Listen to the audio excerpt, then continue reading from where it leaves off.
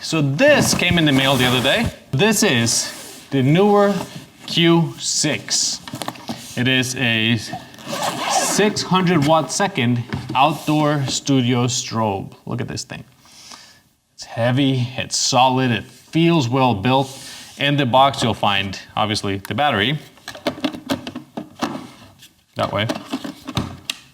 You will find this mounting bracket for your light stand and your power charger. So you can have a full battery whenever you need it. Now, to be completely honest with you guys, I've never shot with a 600 watt second strobe. I don't even know what that means. It sounds powerful, but is it? So I came up with a few exercises where we can put this thing to the test and see how it performs in the real world. Real world scenarios. How are we gonna use a light like this?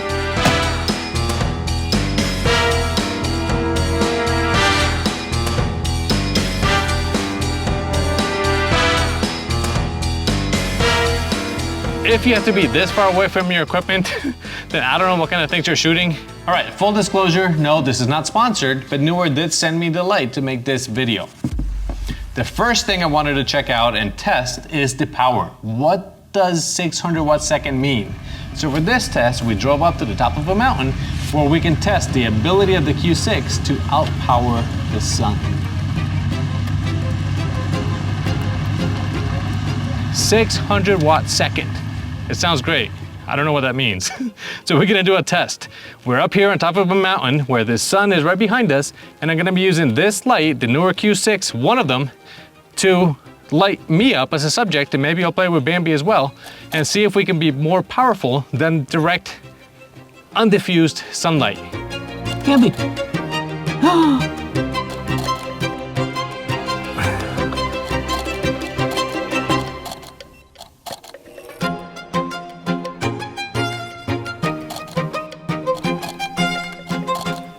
All right, so based on some of these tests, I can see that yes, 600 watt seconds is more powerful than the sun. And by that, I mean, if you look at some of the photos, that light, that bright light on the ground, that's not the sun, that's the Q6. You can see on me when I'm standing here that half my face is in shadow, I would have been completely dark, like in this photo here, completely dark. With the Q6, there's light. And by the way, those test shots we did here, outpowering the sun, it's with a double diffuser. So that light is pushing through this double diffuser, which actually takes away a lot of the intensity. So without that, it would be even brighter. Now, the other option that you could use with this flash is the high-speed sync and TTL, which means it's automatic settings. It talks to the camera, it talks to the trigger, the Q trigger from Neewer, and it communicates and fills in the light for you. You don't have to think about your camera settings, your flash settings, your shutter speed, because it has TTL and high-speed sync. This means that you could just take pictures and this will fill in that light. If you want to manipulate light like we just did with the sunshine, then you have to use it in manual mode. So look at this, the TTL, it fills me in and it's perfect. No, you don't have to think about the settings, nothing, it's perfect. The lighting, I'm a little overexposed from the sun, but maybe not. Let me see, there's no zebra stripes. So yeah, a TTL, that is awesome. It did everything for me. And the conclusion, can it outpower the sun? My answer is yes. So who's gonna use something like this? Think wedding photographers, portrait photographers, lifestyle photographers for clothing, for shoes, for different activewear. Think about being on top of the mountain with direct sunshine and you're trying to compete with that light, sunset, bright colors in the sky, and you wanna get all of that with that, and you can't shoot HDR. It did it. So now that we know that it can outpower the sun, I came up with a different test. Can it fake the sun? Can we fake a sunset using this light and some gels? See the difference in color? That's gonna make that light just go all over the forest in this hue. With proper gels, it'll be a little better, but this is gonna work for now.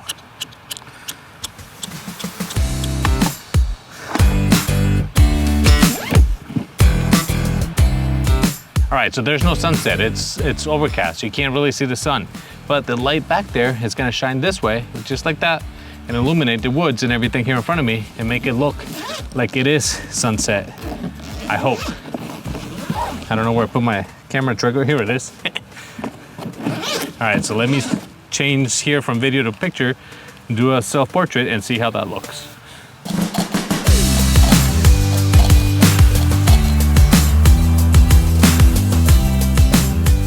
All right, so why would you fake a sunset? And to me, that's kind of obvious. A day like today, it's cloudy, overcast, you don't see the sun. So if you're doing weddings, portraits, family portraits, or couples, and you want that golden glow, that light from the sunset, and you don't have it, then to me, that worked out very well. It's a half power and it could illuminate a big section of the forest through the trees, so it gives you a little bit more natural light. If you use a telephoto lens, right now I'm using a 50, but if you use a telephoto, you'll compress the background, you just get the silhouette, you'll get the color behind the hair, the brightness, it just looks really cool. If you shoot through things, it'll make that brighter, it'll just give you another dimension, and the light is bright enough to cast to the front and lead the way like I did with the path. And I think for it being a light, a strobe light, I think it did fantastic out here in the woods. I lied, it's not at half power, it's at quarter power. Full disclosure here, the gels I used are not specifically for this light. They do sell some that have the little hole so you can get the airflow and keep it breathing and stuff. It does get hot if you use it at full power. The color paper I put on top is not designed for this light, so be very careful when you use accessories that are not designed for the product you're using. So now that we know that it's more powerful than the sun, it can mimic a sunset, but how fast is it? Can we use it to freeze fast-moving subjects like birds or bees? This test was more of a test of patience than it was the quality of the light. I spent hours waiting for the birds, waiting for the bees, waiting to focus and line up at the right moment so I could freeze that action. One of the things I like about the Q6 is that there's no guessing game. If I set the power to 1/64th and I take a photograph, it tells me right here that that flash speed, that light burst duration, is 1/3623 of a second. I see the hummingbirds right there, so let me try to get a picture.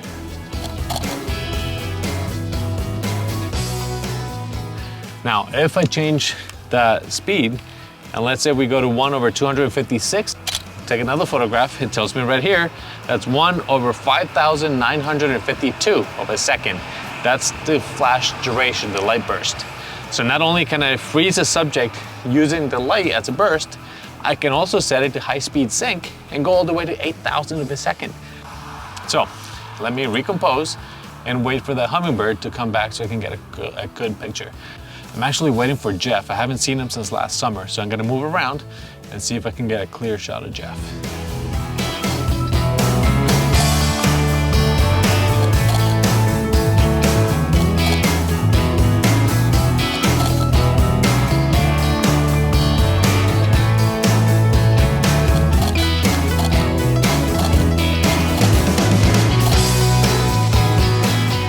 One thing I want to share with you is when you're trying to freeze action, try to get it as dark as possible so that the only light you're using is the light from your strobe. In this case, I was out and about midday, bright sun conditions, I was looking for shade, but the birds and the bees didn't always want to cooperate. So I had a hard time finding the right subject in the right area so that I could freeze that motion. What happens is the sunlight might compete with the flash and you're gonna get a little bit of motion blur. If it's very dark, then you can only use this light and that's it. Then there's no competition. The light is gonna freeze the action. So yes, it can freeze subjects even when competing with the sun. Okay, so now that we did all that and we got the birds and the bees and everything else, I came up with a different test. Can we use this light to create dramatic portraits? Now for this, I called in a favor. Yeah, I'll put the fog machine here, so then I'll have you walking from here, walking this way, like through the smoke. Okay. I'll actually put the smoke blowing that way so it doesn't cover too much. And then I'll use this main light right here on you. Okay. You know, coming out with the truck in the back. I think that'll look kind of cool. Cool?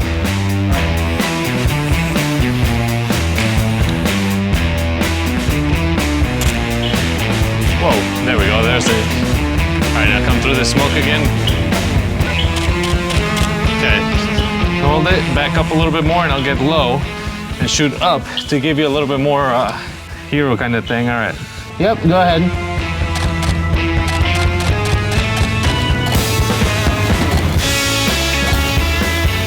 the flash is so fast and burst that it keeps up with the camera. Oh, wow. So every single one has the same lighting. Right, that's so good. It keeps the color, it keeps everything. It's kind of cool. Yeah. Let me change cameras because this one's not my favorite.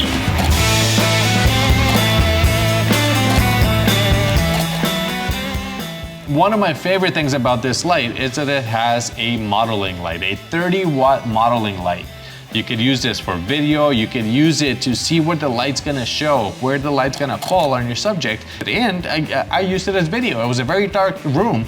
It helped me focus, helped me decide where to set the light, whether I use backlight, front light, side light, however I wanted to use this to capture dramatic portraits. So for this test, yes, the Q6 passed.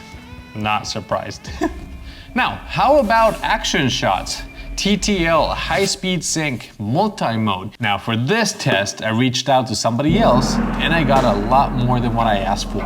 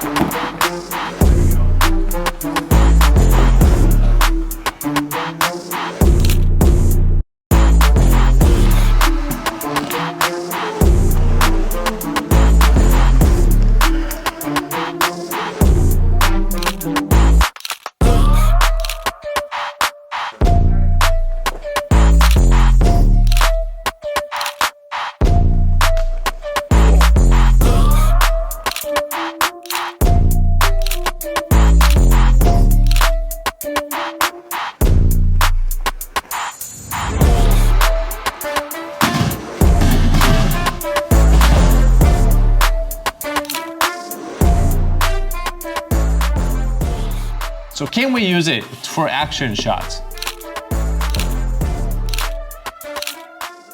Yes. Can we use it to create funky looking things that look awesome?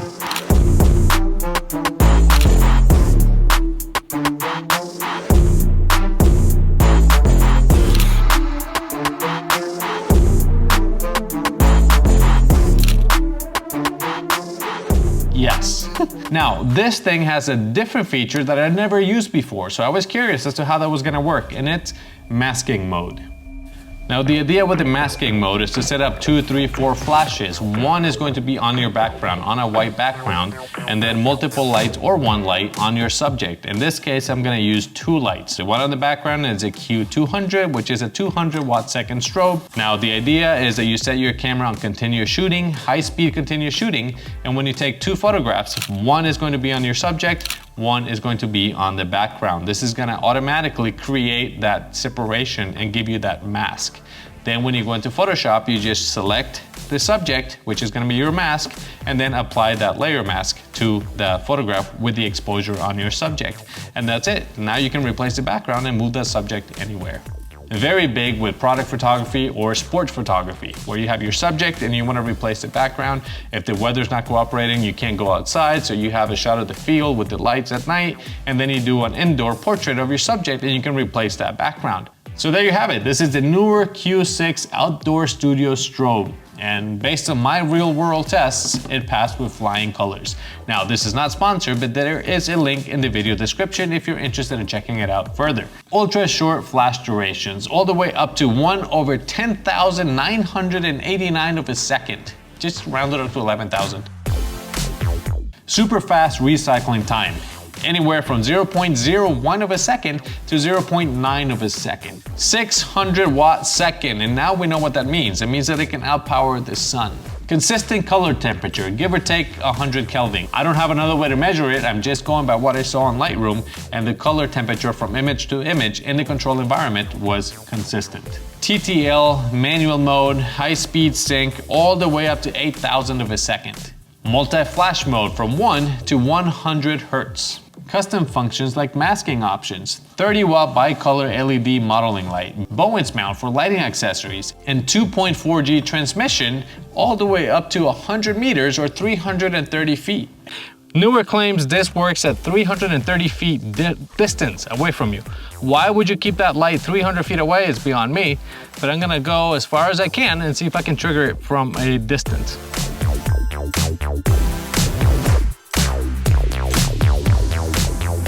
If you have to be this far away from your equipment, then I don't know what kind of things you're shooting. I don't know if it's 100 meters or 300 feet or not, but it's quite a ways out there and it's still flashing. So, distance test, it passes.